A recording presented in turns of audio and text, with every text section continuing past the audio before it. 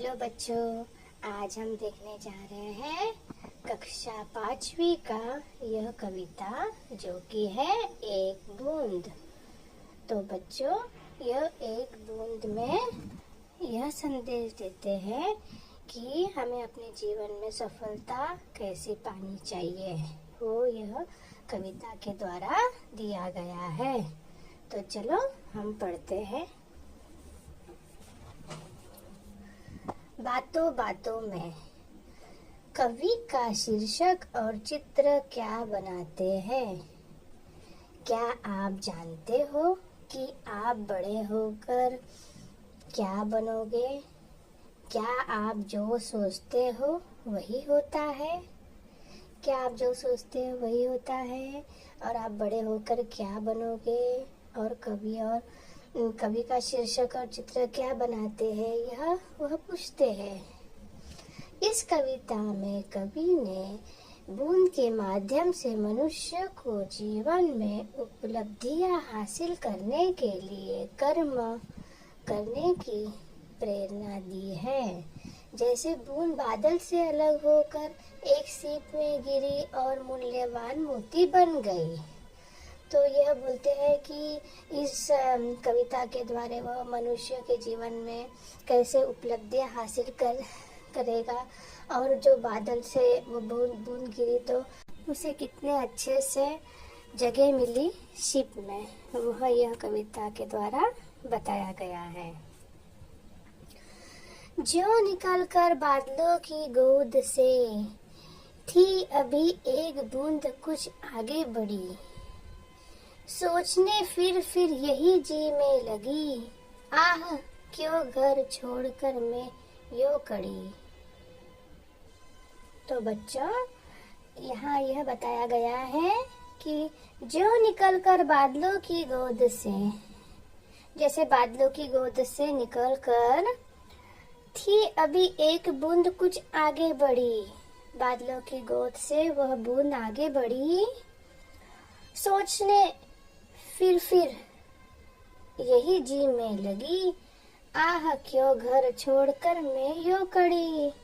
वह सोचने लग गई कि क्यों मैं इतना अच्छा घर छोड़कर मैं निकल पड़ी बाहर। वह बूंद सोचने लग गई। अब आगे पढ़ते हैं। दैव मेरा भाग्य में है क्यों बदा, मैं बचूंगी या मिलूंगी धूल में, या जलूंगी गिर अंगारे पर किसी, चूप पड़ूंगी या कमल के फूल में। यह कड़ियों में यह बूंद यह बोलती है कि देव मेरा भाग्य में है क्या बदा, कि भगवान ने मेरे भाग्य में यही लिखा है क्या, बदा मीन्स लिखा। मैं बचूंगी या मिलूंगी धूल में, मैं बचूंगी या मिलूंगी धूल में, कोई धूल में मिट्टी में मैं मिल जाऊंगी, या जलूंगी गिर अंगारे पर किसी, या मैं अंगारे के ऊपर गिर जाऊंगी, चूप पड़ूंगी या कमल के फूल में। या तो वो बूंद को लगता है कि मैं कमल के फूल पे तो नहीं जाके गिरूं। बह गई उस काल एक ऐसी हवा, वह समुंदर और आई अनमनी। क्या हुआ कि एक हवा आई, बह गई हवा, जैसे हवा आई, जोर से हवा आई, और वो जो बूंद नीचे गिर रही थी तो वह समुंदर के पास आ पहुंची। एक सुंदर सीप का मुंह था खुला, एक सुंदर का सीप थी, उसका मुंह खुला था, और वह उसी में जा पड़ी मोती बनी। वह बूंद उसी में जा पड़ी, वह सिप के अंदर जा पड़ी और मोती बन गई। लोग यूं ही है झिझकते सोचते, जबकि उनको छोड़ना पड़ता है घर।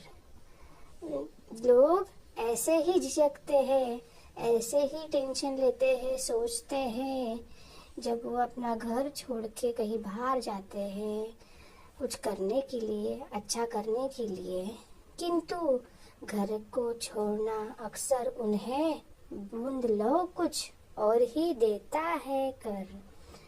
किंतु उनको घर छोड़ना बहुत ही ये लगता है, मीन्स ऐसा लगता है कि हम घर छोड़ के जाएंगे, कैसा होगा, क्या होगा। लेकिन बूंद लो कुछ और ही देता है कर।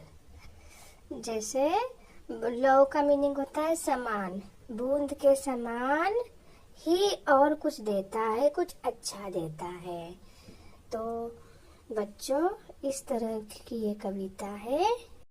कवि हमें इस कविता के द्वारा संदेश यही देते हैं कि हर चीज में आगे बढ़ो। जैसा उन्होंने ये बूंद के बारे में बताया गया है कि वो बूंद कैसा बाहर निकला, तब वो कितना नाराज था, लेकिन हवा के जब झोंका आया तब वो आगे बढ़ा और वह सही जगह पे गिरा। वैसे ही हम कहीं जाए, बाहर निकले, तो फिर हमें अच्छा काम मिलेगा ही। हम वह चीज़ के लिए जैसे परेशान नहीं होना चाहिए कि अरे हम घर छोड़ के बाहर निकल गए। तो यही कवि ने बताया है। तो बच्चों, आपको यह कविता अगर समझ में आए तो कमेंट करिए और लाइक करिए। तब तक के लिए बाय बाय।